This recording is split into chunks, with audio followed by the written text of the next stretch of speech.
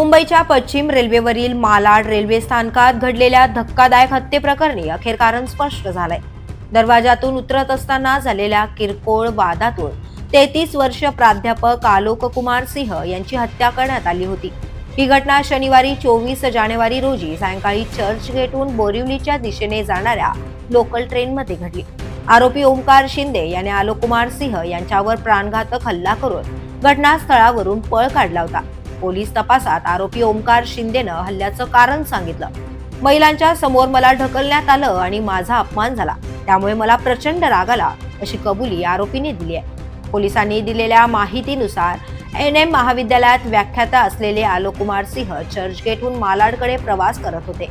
ट्रेनच्या दरवाजात आलोक कुमार यांच्या पुढे 2 महिला उभ्या होत्या. त्यांच्यासोबत त्यांचा एक मित्र होता आणि सर्वांच्या मागे आरोपी ओमकार शिंदे उभा होता. आरोपी पुढे जाण्याचा प्रयत्न करत असताना आलोक कुमार सिंह यांनी त्याला मागे ढकलत पुढे महिला उभ्या आहेत हे दिसत नाही का असे सांगितले. याच गोष्टीचा आरोपीला अपमान वाटला आणि त्यातून वाद चिघळला. पोलिसांच्या म्हणण्यानुसार ओमकार शिंदे स्वभावाने तापट आहे. वादानंतर त्याने बॅगेतून इमिटेशन दागिन्यांच्या कामासाठी वापरला जाणारा चिमटा बाहेर काढला. मालाड स्थानकात ट्रेन थांबताच आरोपीने आलोक कुमार सिंह याच्यावर चिमट्याने वार केला आणि तिथून पळ काढला. आरोपीचा उद्देश केवळ दुखापत करण्याचा होता, हत्या करण्याचा नव्हता, असा पोलिसांचा प्राथमिक अंदाज आहे.